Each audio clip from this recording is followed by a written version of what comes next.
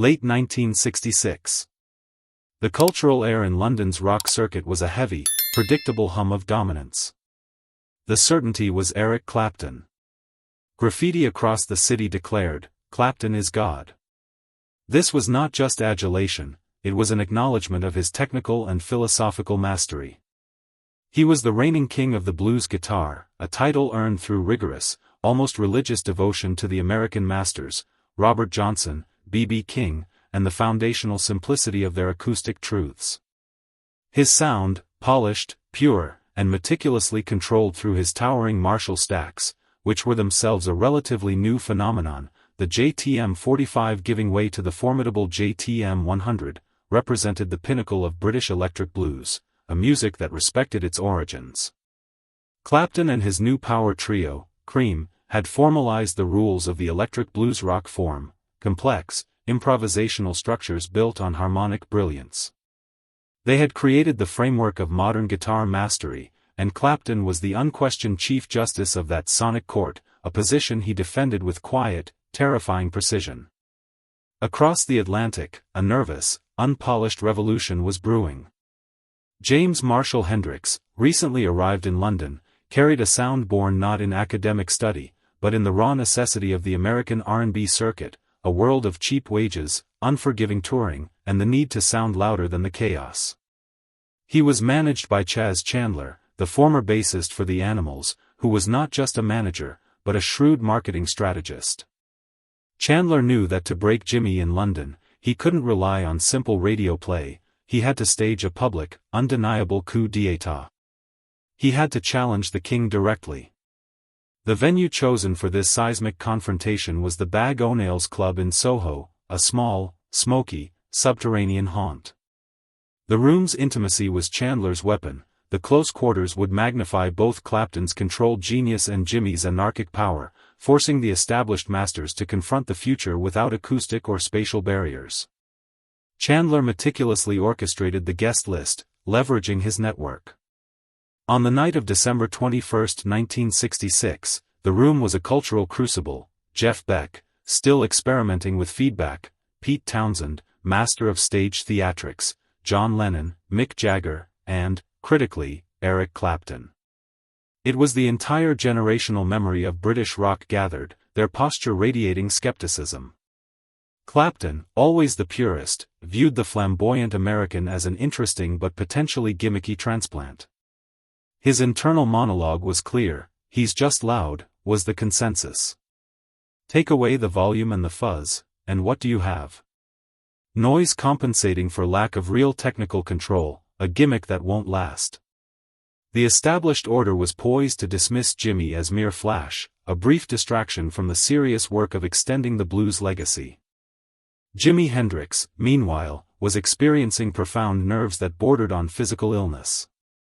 Despite the flamboyant stage persona, the flowing velvet jackets, the tight trousers, the careful cultivation of the voodoo child mythos, backstage he remained the shy, soft-spoken young man from Seattle. He was acutely aware of the challenge, he was undergoing an audition for an entire culture that fetishized purity of form. His sound, which relied heavily on pushing analog limits, turning volume past safety and coaxing feedback, was a direct affront to Clapton's blues purity. He knew his sound was radical, but he didn't know if the kings of rock were ready to accept that their reign was about to end. He was an alien presence, a foreign revolutionary in a room full of complacent monarchs, relying on a sound vocabulary no one else spoke. His gear was his lifeblood and his secret weapon.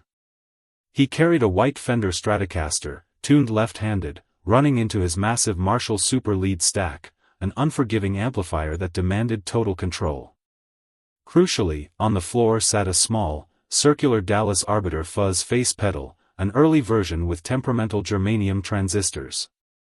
This was the era where effects pedals were unreliable, prone to tonal shifts based on battery life and room temperature. This fuzz face, which Jimi had personally modified to accept slightly higher voltage, was seen by Clapton as a cheap, dirty crutch, but in Jimi's hands, it was about to become the most revolutionary tool in rock history, a direct challenge to the very notion of pure tone. Jimmy's preparation was less about rehearsing notes and more about coaxing an emotional presence from his volatile equipment, finding the precise point of sonic instability where the chaos could be tamed into melody. He spent hours achieving the perfect revolver sound, a thick, sustained roar that could only be maintained by exploiting the physical limits of the analog equipment. The club atmosphere intensified the stakes. The tiny stage meant the confrontation would be physical as well as sonic. The air was thick with smoke, cheap cologne, and the smell of expensive leather. Every detail magnified the pressure. Ginger Baker's complex, jazz-inflected drumming and Jack Bruce's dominant, melodic bass lines provided a framework that demanded flawless musicianship, a structure Jimmy intended not to adhere to, but to explode from the inside out, turning their control into his opportunity for anarchy. The moment arrived. Cream launched into their set, a tight, explosive display of musical virtuosity. Clapton's soloing was magnificent, structured, controlled, and emotionally precise. He played with a clinical brilliance, demonstrating his seamless command of the 12-bar blues vocabulary. Then, Chandler seized the moment, suggesting Jimmy join them for a spontaneous jam on the Howlin' Wolf standard, Killing Floor. Clapton, fueled by curiosity and confidence, agreed, believing he would show the American how the song should be played, with restraint and respect for tradition. This was the moment of collision, the supreme technical skill of the past meeting the untamed sonic vision of the future, a clash that would fundamentally redefine the purpose of the electric guitar. Jimmy walked onto the tiny stage, picked up his Stratocaster, and plugged into the waiting Marshall. He didn't use a pick. He used his fingers, a technique that immediately allowed for greater tonal nuance and attack variation than traditional flat picking.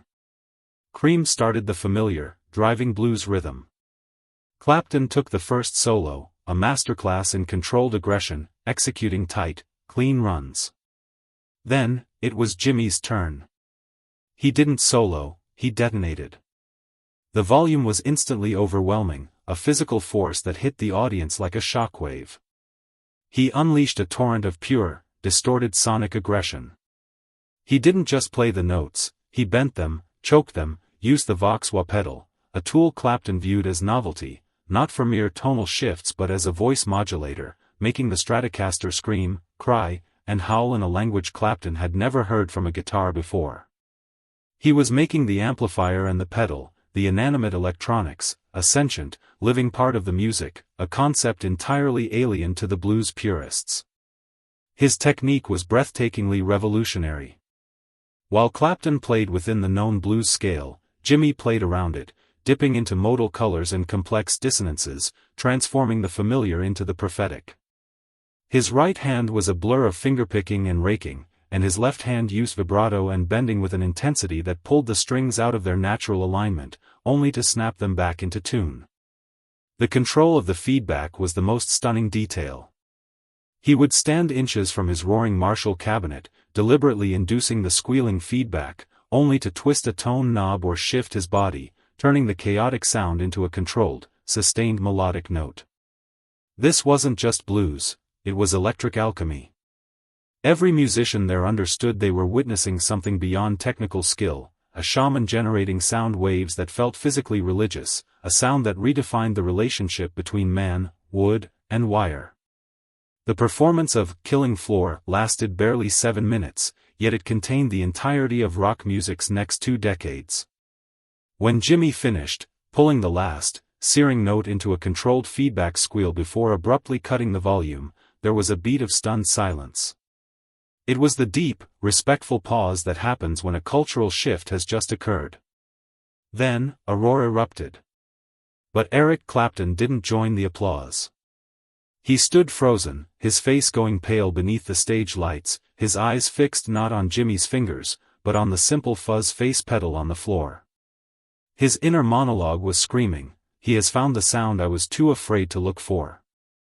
He is using the noise I tried to eliminate to make music."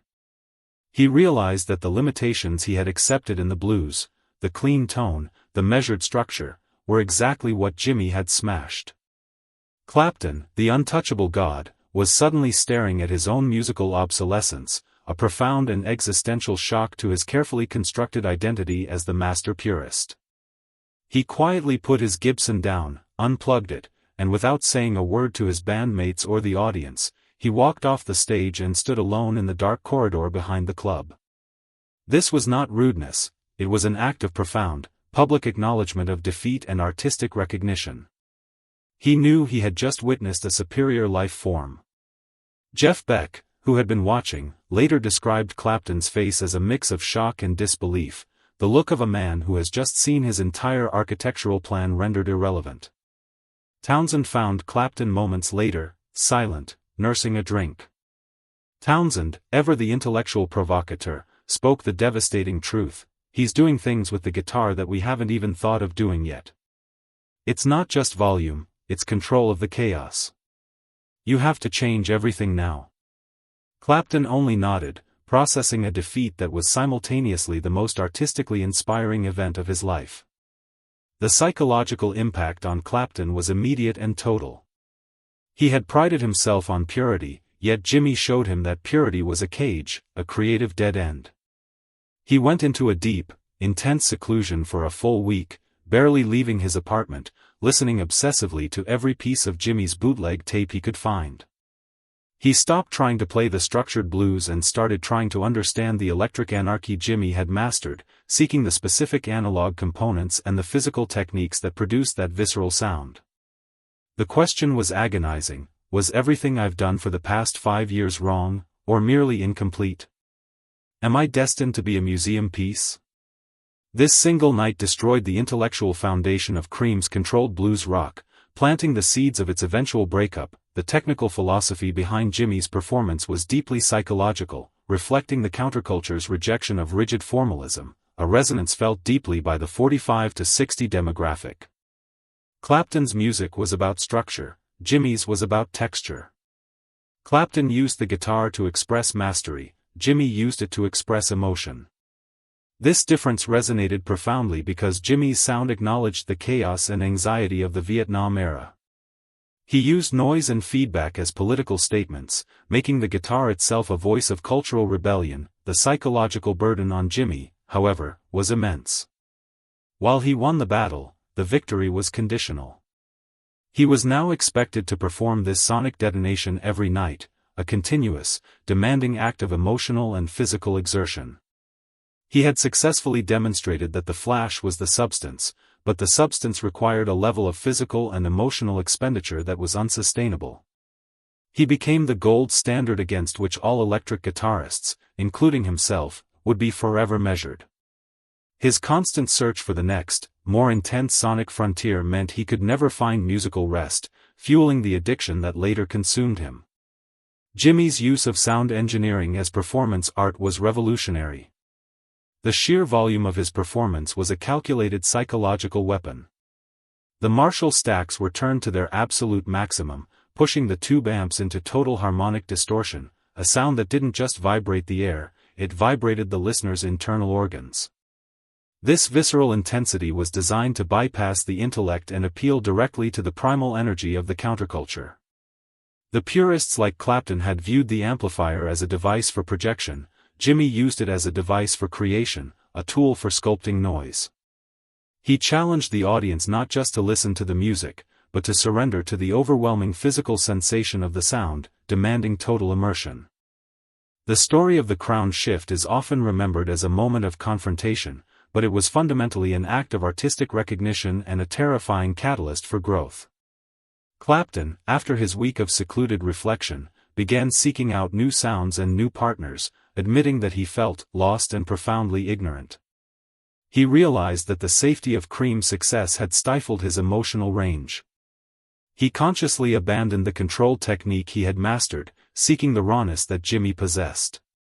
He began questioning his own technical perfection, believing it to be a creative dead end. This internal crisis led to Clapton selling several of his most prized Cream-era guitars, viewing them as relics of a musical path he had to abandon to survive. This search for authenticity led him to Derek and the Dominoes, a raw, less technically polished band that allowed him to express the agonizing emotional turmoil he was experiencing, his unrequited love for Pattie Boyd. The sound of Layla's dueling guitars and especially its vulnerable acoustic coda, owes its very existence to the freedom and necessity that Jimi's challenge imposed upon Clapton. The intricate, weeping tones of his slide playing in the Dominoes era were his direct response to Jimi's fluid, vocal vibrato, proving that Clapton sought to emulate Jimi's emotional connectivity, not his volume. Jimi, despite his triumph, had his life irreversibly altered. The victory cemented his legend, but the pressure to top that moment of genius never left him. He became the global ambassador of electric excess, a title that contradicted his shy, private nature. The confrontation with Clapton became the cornerstone of his myth, but it also locked him into a role that ultimately contributed to his isolation and the tragic end of his career. He had won the artistic battle, but in doing so, he had invited the commercial pressures that eventually consumed him. The long-term legacy of the Bag O'Nail's confrontation extends far beyond the careers of the two men. It taught the 1960s generation that art is defined not by rigid tradition, but by the willingness to embrace chaos and noise. Clapton, the purist, learned to integrate that chaos, softening his edges and opening his soul. He learned that the blues wasn't just a structure, it was a feeling that could be amplified and distorted without losing its integrity. Jimi's chaos, in turn, forced Clapton back to the grounding purity of acoustic vulnerability and songwriting depth, recognizing that pure volume could not replace narrative. Jimi's victory that night was a win for American artistic expression over British formalism, for chaos over control. He single-handedly shifted the balance of power in rock music and ensured that for decades to come, the electric guitar would be seen as an extension of the soul, capable of making sounds previously reserved for orchestral instruments. The confrontation became rock music's most enduring creation myth. It set the stage for Monterey, Woodstock, and every great guitar challenge that followed, establishing the rule that electric fireworks and acoustic mastery are not mutually exclusive, but different expressions of the same deep artistic truth, capable of coexisting within the same framework. The meticulous analog equipment used that night, the early germanium fuzz face, the valve-driven Marshall, became iconic, not because they were perfect, but because Jimi forced them to be imperfect in a beautiful way. This technical legacy is profoundly important to the target demographic, who remember when guitars were not digital, but wood, wire, and hot glass tubes. The sound of that sustained feedback is a permanent sonic marker of a generation that valued the raw, physical sound of analog power over the clean, predictable sterility of digital replication. Jimi Hendrix's life, though tragically short, stands as proof that innovation often arrives in the form of destruction. He dismantled the old guard sonic parameters and used the resulting noise to construct something entirely new, forcing every musician in that crowded club to reconsider their own limits. The memory of that searing, controlled feedback, that sound of a Stratocaster being pushed beyond its intended purpose, continues to be the foundational sound of rock's rebellion, a profound and eternal echo of the night the crown shifted forever. He did not just invent a new way to play the guitar, he invented a new way for the guitar to speak, a voice that was both spiritual and machine-like. The ultimate achievement of the Bag O'Nail story is not just the establishment of Jimi as the greatest, but the immediate, necessary evolution it forced upon his contemporaries. Clapton, the supreme technician, became a human, soulful artist. Townsend was pushed toward greater conceptual spectacle. The world of music became bigger, louder, and infinitely more complex because of 7 minutes of improvised, chaotic perfection.